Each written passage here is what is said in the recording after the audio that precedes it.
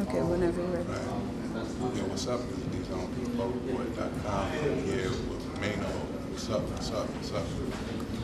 You already know what it is. It's your boy, man. I'm on my grind, hustling hard. You feel me? Alright. Tell us about your musical journey. You got like a rich history, being from New York, working with Biggie, Lil Kim, C's. Tell us the whole story about Maino from the top to now. Well, I never worked with Big, you know what I mean? Because I was locked up for that whole process. I was locked up for 10 years. And I definitely worked with Kim. And just me even being able to do music after doing that much time and after being in the street, in prison all that time is a blessing. I got out in 2003 and I jumped in the mixtape scene, I caught the DVD game when it was ripe, and I just been bubbling since then. What's it like working with the Queen Bee, Lil Kim? I mean, she's been out for over 10 years, and she's basically the queen of hip hop. So, what's it like, like that track? Give me that hot track from the Naked Truth album. Yeah, definitely. It was. I learned a lot from being around her, watching her whole process. Because I was around the whole process of doing the Naked Truth album. I learned a lot. It was definitely a great experience, and it was an honor. At the same time, with me coming from where I'm coming from, to have been in that position, to be honest, it's helping me today. Some of the stuff that I learned from watching her situation I'm applying it today. Well, explain to me like some of the influences. You being from New York. I mean, do you go back to like some of the legends? I mean, West Coast. Who you listening to now? I was always a dude to listen to everything hot. You know what I mean? It didn't matter where dude was from. If it was hot, it was hot. I listened to NWA and you know what I mean, and Ice Cube. That was definitely one of my favorites. You know what I'm saying? Because they were speaking about things that I was relating to. So it didn't really matter where dude was from. I'm a student of hip hop, and if you love hip hop, then it didn't. You was always a person that kind of like loved other artists from other places. I don't care, because they had different slangs and stuff like that. It was just good music.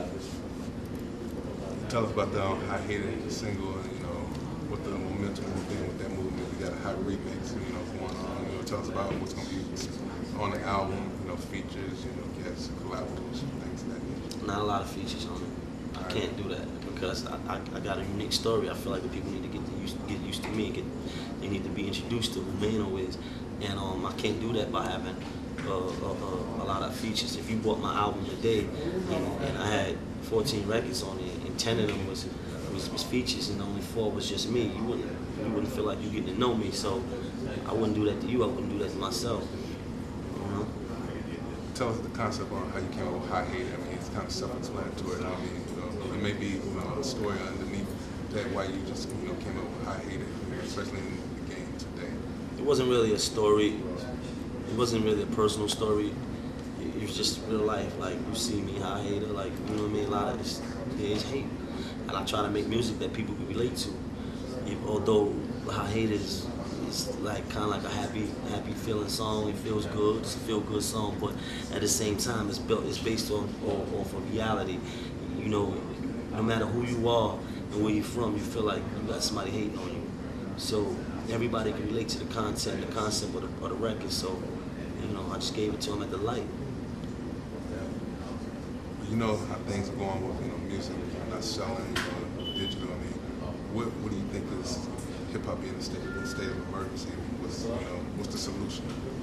Man, as far as all that, it's gonna be what it's gonna be. You know what I mean? This is the era that I'm in. It is what it is. I'm just blessed to even be here.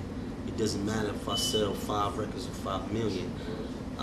I've been through worse. You know what I mean? I'm not gonna kill myself because I didn't go platinum. You know what I mean? Like I spent half my life in prison. Like, there's nothing that I'm going through out here can amount to the pain that I felt in there. You understand? So it is what it is. I'm cool with it. Tell us about the next joint that's dropping from the album. What's this? September 23rd. The new single is called Hood Love. It just came out. It's bubbling in New York, so it's gonna spread. It will spread like a hiatus. It's an anthem. It's called Hood Love. So